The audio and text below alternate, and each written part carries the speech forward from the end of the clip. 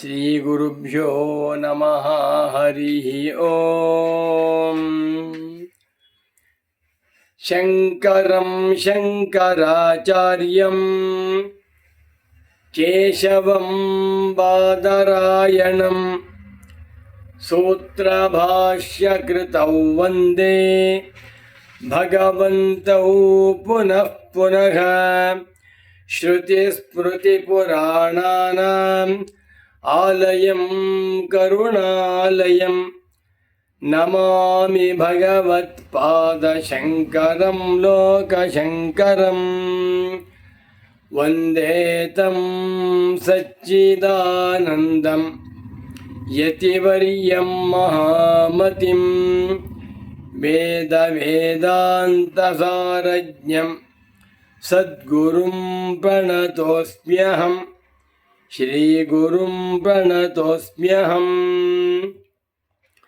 ಸದಾಹಂ ಸಂಪ್ರದಾಯಜ್ಞಂ ಸಂಯಮೀಂದ್ರಂ ಸದಾಶ್ರಯಂ ಸದ್ಗುರುಂ ಸಚ್ಚಿದಾನಂದಂ ಸದಾಚಾರಂ ಸಮಾಶ್ರಯೇ.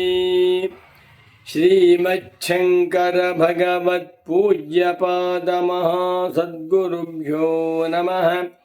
ಶ್ರೀ ಶ್ರೀ ಸಚ್ಚಿದಾನಂದೇಂದ್ರ ಸರಸ್ವತೀ ಸದ್ಗುರುಪಾದುಕಾಭ್ಯಾಂ ನಮಃ. ನಮೋ ನಮಃ ಸದ್ಗುರುಪಾದುಕಾಭ್ಯಾಂ. ಶಂಕರ ಭಾನು ಚಾನಲ್ ವೀಕ್ಷಕರಾದ ತಮ್ಮೆಲ್ಲರಿಗೂ ಇಂದಿನ ಕಾರ್ಯಕ್ರಮಕ್ಕೆ ಹೃತ್ಪೂರ್ವಕವಾದ ಸುಸ್ವಾಗತಗಳನ್ನು ಕೋರುತ್ತಾ ಇದೀಗ ಕಾರ್ಯಕ್ರಮವನ್ನು ಪ್ರಾರಂಭ ಮಾಡೋಣ. ಮಾನವರಿಗೆ ಒಂದು ಮುಖ್ಯವಾಗಿರುವ ಧರ್ಮ ಕೃತಜ್ಞತೆ. ಕೃತಂ ಜಾನಾತೀತಿ ಕೃತಜ್ಞ. ಇತರರಿಂದ ತಾನು ಹೊಂದಿದಂಥ ಉಪಕಾರವನ್ನು ನೆನಪಿಟ್ಟುಕೊಳ್ಳುವಂಥದ್ದು ಬಹಳ ಬಹಳ ಮುಖ್ಯವಾದದ್ದು. ಇದಕ್ಕೆ ವಿರುದ್ಧವಾದದ್ದು ಕೃತಘ್ನತೆ. ಕೃತಂ ಹಂತಿ ಇತಿ ಕೃತಘ್ನ. ಕೃತಘ್ನತೆ ಮಹಾಪಾಪ. ಕೃತಜ್ಞತೆ ಅವಶ್ಯವಾಗಿ ಮಾಡಬೇಕಾಗಿರುವಂಥ ಒಂದು ಪುಣ್ಯ ಕರ್ತವ್ಯ. ಕೃತಜ್ಞತೆಯನ್ನು ಕುರಿತು ರಾಮಾಯಣದಲ್ಲಿ ಬೇಕಾದಷ್ಟು ಹೇಳಿದ್ದಾರೆ. ಶ್ರೀರಾಮಚಂದ್ರನಲ್ಲಿ ಅನೇಕ ಗುಣಗಳಿದ್ದವು. ಎಲ್ಲ ಗುಣಗಳಿಗೂ ಒಂದು ತಿಲಕದಂತೆ ಶ್ರೇಷ್ಠವಾಗಿರುವಂಥ ಸದ್ಗುಣ ಕೃತಜ್ಞತೆ. ಧರ್ಮಜ್ಞಶ್ಚ ಕೃತಜ್ಞಶ್ಚ ಸತ್ಯವಾಕ್ಯೋ ಪ್ರಿಯವ್ರತಃ ಅಂತ ಹೇಳ್ತೇವೆ. ಶ್ರೀರಾಮಚಂದ್ರ ಕೃತಜ್ಞತೆಯಲ್ಲಿ ಅತ್ಯಂತ ಶ್ರೇಷ್ಠ. ಆ ಕೃತಜ್ಞತೆಯನ್ನು ಪ್ರತಿಯೊಬ್ಬ ಮನುಷ್ಯನು ಕಲಿತುಕೊಳ್ಳಬೇಕು. ಇದನ್ನು ಸುಭಾಷಿತಕಾರ ಒಂದು ಶ್ಲೋಕದಲ್ಲಿ ಸುಂದರವಾಗಿ ಹೇಳಿದ್ದಾನೆ. ಆ ಶ್ಲೋಕವನ್ನು ಹೇಳ್ತೇನೆ, ಎಲ್ಲರೂ ಕೇಳಿ. ಕೃತಜ್ಞತೆಗೆ ತೆಂಗಿನ ಮರದ ಉದಾಹರಣೆ ಕೊಡ್ತಾನೆ. ಆ ಸುಭಾಷಿತವನ್ನು ಹೇಳ್ತೇನೆ. ಪ್ರಥಮ ವಯಸ್ಸಿ ಪೀತಂ ತೋಯಮಲ್ಪಂ ಸ್ಮರಂತಃ ಶಿರಸಿ ನಿಹಿತ ಭಾರಾಃ ನಾರಿಕೇಲಾ ನರಾಣಾಂ ಉದಕಮೃತಕಲ್ಪಂ ದದ್ಯುರಾಜೀವಿತಾಂತಂ ನಹಿ ಕೃತಮುಪಕಾರಂ ಸಾಧವೋ ವಿಸ್ಮರಂತಿ. ನಹಿ ಕೃತಮುಪಕಾರಂ ಸಾಧವೋ ವಿಸ್ಮರಂತಿ. ಒಂದು ಶ್ಲೋಕ ಮತ್ತೊಮ್ಮೆ ಹೇಳೋಣ, ಕೇಳಿ. ಪ್ರಥಮ ವಯಸ್ಸಿ ಪೀತಂ ತೋಯಮಲ್ಪಂ ಸ್ಮರಂತಃ ಶಿರಸಿ ನಿಹಿತ ಭಾರಾಃ ನಾರಿಕೇಳಾ ನರಾಣಾಂ ಉದಕಮೃತಕಲ್ಪಂ ದದ್ಯುರಾಜೀವಿತಾಂತಂ ನಹಿ ಕೃತಮುಪಕಾರಂ ಸಾಧವೋ ವಿಸ್ಮರಂತಿ. ಸಾಧವಃ ಸಜ್ಜನರು, ಸಾಧವಃ ಪುಣ್ಯಾತ್ಮರು, ಸಾಧವಃ ಮಹಾತ್ಮರು, ಸಾಧವಃ ಯೋಗ್ಯರಾದಂಥ ಜನಗಳು ಕೃತಂ ಉಪಕಾರಂ ಇತರರಿಂದ ಮಾಡಲ್ಪಟ್ಟಂಥ ಉಪಕಾರವನ್ನು ನ ವಿಸ್ಮರಂತಿ ಎಂದೆಂದಿಗೂ ಮರೆಯುವುದಿಲ್ಲ. ನಾವುಗಳು ನಮ್ಮ ಜೀವನದಲ್ಲಿ ಮೇಲಕ್ಕೆ ಬರಬೇಕಾದರೆ ಆರೋಗ್ಯದಿಂದ, ಐಶ್ವರ್ಯದಿಂದ, ಆಯುಷ್ಯದಿಂದ, ಕೀರ್ತಿಯಿಂದ ಬಹಳ ಮೇಲಕ್ಕೆ ಹೋಗ್ತಾ ಇದ್ದೇವೆ. ಮೇಲಕ್ಕೆ ಬರಬೇಕಾದರೆ ನಮಗೆ ಅನೇಕ ಜನಗಳಿಂದ ಉಪಕಾರವಾಗಿರುತ್ತದೆ. ಆ ಉಪಕಾರವನ್ನು ನಾವು ಎಂದೆಂದಿಗೂ ಮರೆಯಬಾರದು. ಕೃತಜ್ಞತೆಯಿಂದ ಉಪಕಾರ ಮಾಡಿದಂಥವರನ್ನು ಸ್ಮರಿಸಬೇಕು ಅಂತ ಹೇಳ್ತಾ ಇದ್ದಾನೆ. ಇದಕ್ಕೆ ತೆಂಗಿನ ಮರದ ಉದಾಹರಣೆ. ನಾವು ತೆಂಗಿನ ಸಸಿಯನ್ನು ತಂದು ಆ ಸಸಿಗೆ ಪಾತಿಯನ್ನು ಮಾಡಿ ನೀರು ಹಾಕ್ತೇವೆ 1-2 ವರ್ಷ. ಆಮೇಲೆ ಮಳೆ ನೀರು, ಉಪ್ಪು ನೀರು, ಚರಂಡಿ ನೀರು, ಯಾವ್ಯಾವ ನೀರು ಸೇರಿಕೊಂಡು ಮರ ದೊಡ್ಡದಾಗತ್ತೆ. ಆ ತೆಂಗಿನ ಮರ ಸುಮಾರು 50 ಅಡಿ ಎತ್ತರದವರೆಗೂ ಬೆಳೆಯುತ್ತೆ. ಬೆಳೆದಂಥ ತೆಂಗಿನ ಮರ ತನ್ನ ತಲೆಯ ಮೇಲೆ 50 ಅಡಿ ಎತ್ತರದ ತನ್ನ ತಲೆಯ ಮೇಲೆ ಎಳನೀರನ್ನು ಇಟ್ಕೊಂಡು ಹೇಳ್ತಾ ಇದೆಯಂತೆ, ಎಲೆ ಮನುಷ್ಯನೇ, ನೀನು ನನಗೆ ಚಿಕ್ಕ ವಯಸ್ಸಿನಲ್ಲಿ ನೀರನ್ನು ಕುಡಿಸಿದ್ದೀಯಪ್ಪ, ಉಪ್ಪು ನೀರು ಹಾಕಿದೀಯ, ಅದನ್ನು ನೆನಪಿಟ್ಕೊಂಡಿದ್ದೇನೆ ಅಂಥೇಳಿ ಪ್ರಥಮ ವಯಸ್ಸಿ ಪೀತಂ, ಪ್ರಥಮ ವಯಸ್ಸಿನಲ್ಲಿ ಬಾಲ್ಯದಲ್ಲಿ ಕುಡಿದಂಥ ನೀರನ್ನು ತೋಯ ಅಂದರೆ ಉಪ್ಪು ನೀರು, ಸಿಹಿ ನೀರಲ್ಲ, ಸಕ್ಕರೆ ನೀರಲ್ಲ, ಹಾಲು, ಜೇನು, ತುಪ್ಪ ಅಲ್ಲ, ತೋಯ ಯಾವುದೋ ನೀರು ಜಾಸ್ತಿ ಇದೆ, ತೆಂಗಿನ ಮರಕ್ಕೆ ಹಾಕಿ ಅಂತಾರೆ. ಬಟ್ಟೆ ಒಗೆದ ನೀರು ತೆಂಗಿನ ಮರಕ್ಕೆ ಹಾಕಿ, ಬಚ್ಚರದ ನೀರು ತೆಂಗಿನ ಮರಕ್ಕೆ ಹಾಕಿ, ಪಾತ್ರೆ ತೊಳೆದ ನೀರು ತೆಂಗಿನ ಮರಕ್ಕೆ ಹಾಕಿ ಅಂತಾರೆ. ಆ ತೆಂಗಿನ ಮರ ಪ್ರಥಮ ವಯಸ್ಸಿ ಪೀತಂ, ಪ್ರಾರಂಭದ ವಯಸ್ಸಿನಲ್ಲಿ ಬಾಲ್ಯದಲ್ಲಿ ತಾನು ಕುಡಿದಂಥ ನೀರನ್ನು ಅಲ್ಪಂ ತೋಯಂ ಸ್ಮರಂತಹ, ಸ್ವಲ್ಪ ನೀರು ಹಾಕಿರ್ತಾರೆ, ಒಂದು ಅರ್ಧ ಬಕೆಟ್ಟು, 1 ಬಕೆಟ್ ನೀರು.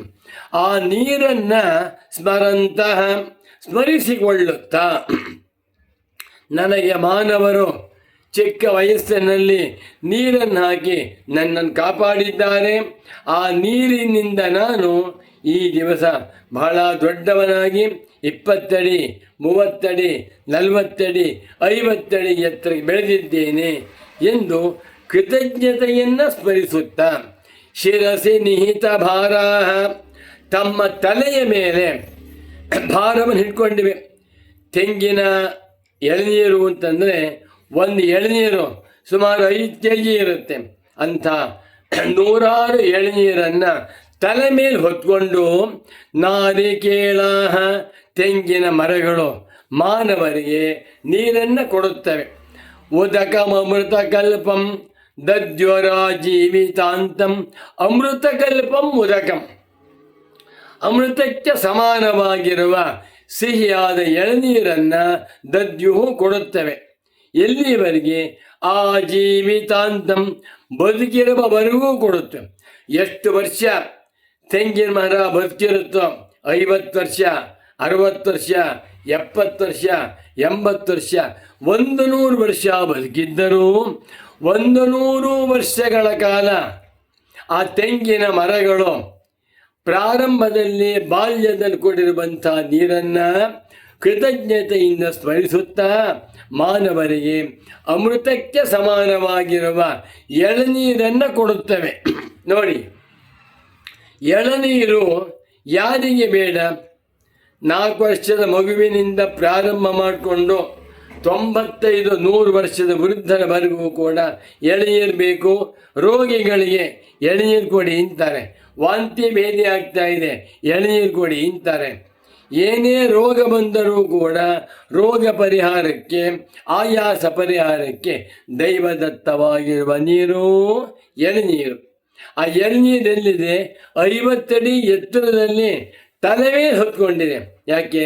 ಕೃತಜ್ಞತೆಯಿಂದ ಈ ಮನುಷ್ಯರು ನನ್ನನ್ನು ಸಾಕಿದ್ದಾರೆ, ನೀರು ಹಾಕಿದ್ದಾರೆ, ದೊಡ್ಡವನನ್ನಾಗಿ ಮಾಡಿದ್ದಾರೆ ಎಂದು ಪ್ರಥಮ ವಯಸ್ಸಿ ಪೀತಂ, ಪ್ರಥಮ ವಯಸ್ಸಿನಲ್ಲಿ ತಾ ಕುಡಿದಿರುವಂಥ ನೀರನ್ನು ಅಲ್ಪಂ ಸ್ಮರಂತಹ ಕಮ್ಮಿ ನೀರು ಅದನ್ನು ಸ್ಮರಿಸಿಕೊಳ್ಳುತ್ತಾ ಶಿರಸಿ ನಿಹಿತ ಭಾರ ತಮ್ಮ ತಲೆಯ ಮೇಲೆ 50 ಅಡಿ ಎತ್ತರದಲ್ಲಿ ತೆಂಗಿನ ಮರಗಳು ಆ ಎಳ್ನೀರನ್ನು ಹೊತ್ಕೊಂಡು ಉದಕಮೃತ ಕಲ್ಪಂ ಎಳನೀರು ಎಲ್ಲರಿಗೂ ಬೇಕಾಗಿರುವಂಥ ಪ್ರಾಣ ಸಂಜೀವಿನಿ ಅಮೃತ ಸಂಜೀವಿನಿ ಅಂಥ ನೀರನ್ನು ಕೊಡುತ್ತವೆ.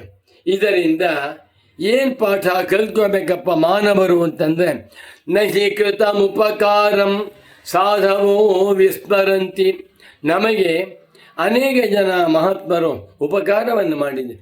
ಉಪಾಧ್ಯಾಯರು ಪಾಠವನ್ನು ಮಾಡಿದ್ದಾರೆ, ಸದ್ಗುರುಗಳು ವೇದಾಂತವನ್ನು ತಿಳಿಸಿಕೊಟ್ಟಿದ್ದಾರೆ, ವೈದ್ಯರು ಆರೋಗ್ಯವನ್ನು ಕೊಟ್ಟಿದ್ದಾರೆ, ತಂದೆ ತಾಯಿಗಳು ನಮ್ಮನ್ನು ಹುಟ್ಟಿಸಿ ಬೆಳೆಸಿ ನಮ್ಮನ್ನು ದೊಡ್ಡವರನ್ನಾಗಿ ಮಾಡಿದ್ದಾರೆ.